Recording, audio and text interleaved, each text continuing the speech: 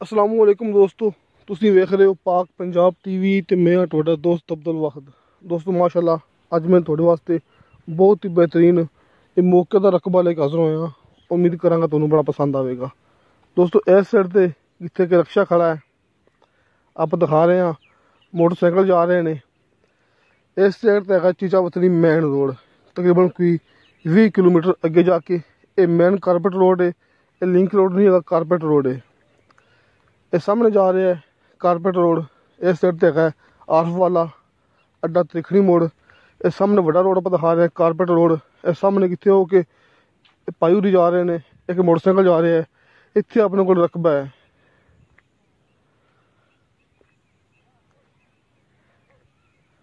दोस्तों इस साइड ते है main road Sahiwal main road.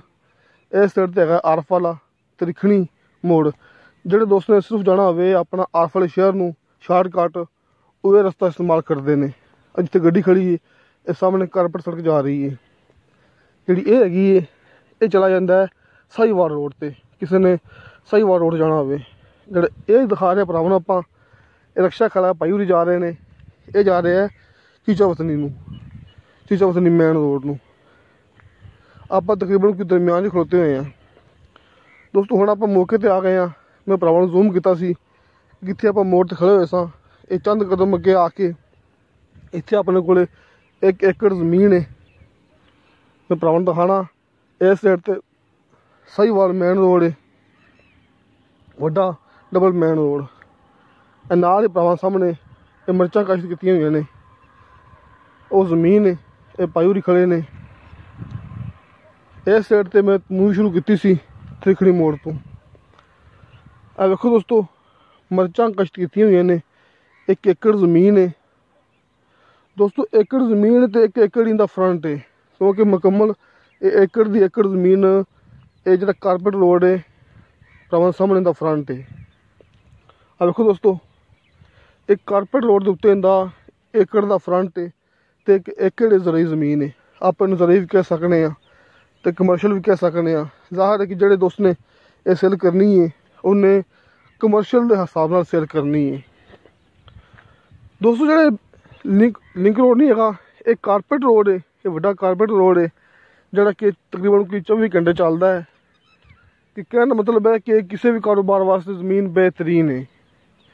तुसीं इत्थे कोई भी कारोबार कर सकते जी, पेट्रोल पंप वगैरह, कोई शेड वगैरह, कोई फार्म हाउस। क्योंकि लिंक रोड नहीं है, ये मेन कारपेट रोड है जोड़ा कि मेन रोड के नाल टच हो जाता है। इस साइड ते साहीवाल मेन रोड है डबल रोड, तो इस साइड ते चीचा वतनी मेन रोड है डबल रोड।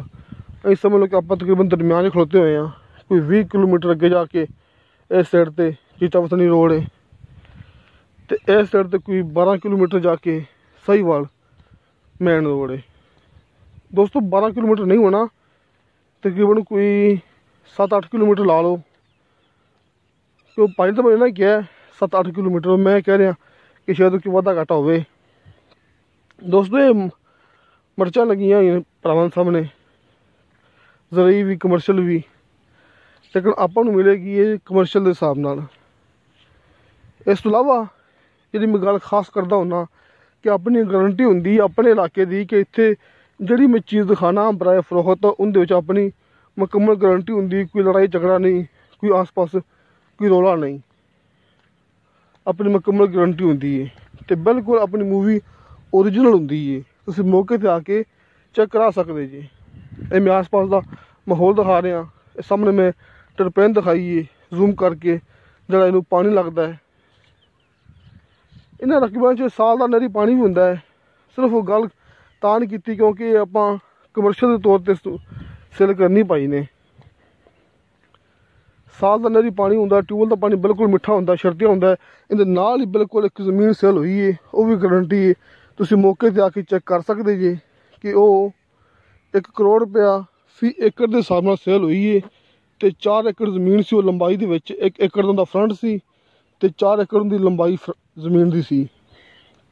ते फी एकड़ 1 करोड़ रुपए का सेल होया फी एकड़ के हिसाब नाल। तो इस टाइम बंदा उत्थे कलोनी कट के 2 लाख रुपए का मरला सेल कर रहा है। बकायदा उनके जिहड़े कि प्लाट ने सेल हो रहे ने। तो दोस्तों इस जमीन की डिमांड की मालिक ने 1 करोड़ ते 20 लाख रुपया। दोस्तों 1 करोड़ 20 लाख रुपया इनकी डिमांड है, रेट फाइनल नहीं है। मौके पर कमी पेशी प्यार मुहब्बत हो जाएगा, तुसीं मौके पर आके चेक कर सकते जी, ये जगह पसंद कर सकते जी। क्योंकि भरावां नूं दस चुकिया कि इत्थे अपनी गारंटी के आस पास ये नाल करीब एक ज़मीन हैगी वो सेल हुई है कि 4 एकड़ ज़मीन सी, 1 करोड़ रुपए का फी एकड़ सेल होया है तो 2 लाख रुपए का फी मरला बकायदा पाई जाए ने, जिन्हें कलोनी कट्टी वो सेल कर रहे हैं, ये अपनी गारंटी है। तो दोस्तों ये पक्की वट की ज़मीन है कि कारोबार वास्ते ज़रूरी सी, लेकिन ये कारोबार वास्ते बेहतरीन ज़रूरी ज़मीन है। इत्थे आप कारोबार कर सकते हैं क्योंकि एकड़ ज़मीन तो एकड़ ही दा फ्रंट मुकम्मल एकड़ दी एकड़ ज़मीन ये भरावां नूं दिखा चुकिया मैं कि कारपेट रोड के उपर पई हुई है। ਜਿਹੜੇ दोस्त साढ़े इलाके ਦੇ ਉਹਨਾਂ ਨੂੰ पता होना कि साढ़े ਇੱਥੇ ਜਿਹੜਾ फी एकड़ ਚੱਲਦਾ ਪਿਆ 30 ਲੱਖ ਨੂੰ 35 ਲੱਖ ਨੂੰ।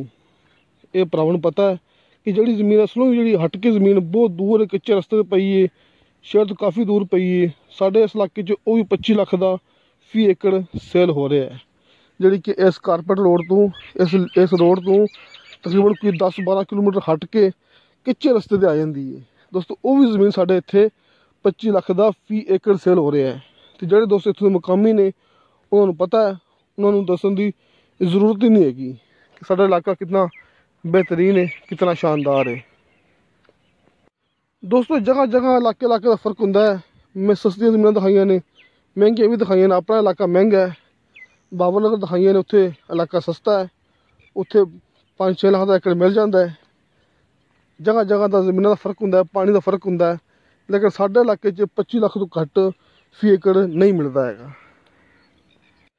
तो जाहिर कि ज़मीन कमर्शियल है, कारपेट रोड के उपर पई हुई है, तो उनका उस हिसाब नाल रेट है जिन्ना रेट उनका होना चाहिए। फिर भी कमी पेशी प्यार मुहब्बत हो जाएगा क्योंकि अपनी मूवी होंदी है ओरिजिनल। असीं झूठ मार के मूवी अपलोड करनी होंदी, अपने व्यूज़ लेने होंदे, अपना फ़ायदा हासिल करना होंदा। तो इनकी मैं कीमत 25-30 लाख रुपया फी एकड़ कर देनी सी कि मूवी मेरी लोग ज़्यादा पसंद करन। लेकिन दोस्तों जी गल सीधी है क्लीयर, क्योंकि आप जमीन सेल करनी है, गलबात नहीं सुनानी हैगी। तो दोस्तों तुहानूं साडी वीडियो पसंद आवे, साडी वीडियो लाइक तो शेयर जरूर करो। कमेंटां दे विच तुसीं सानूं अपनी राय दे सकते हो।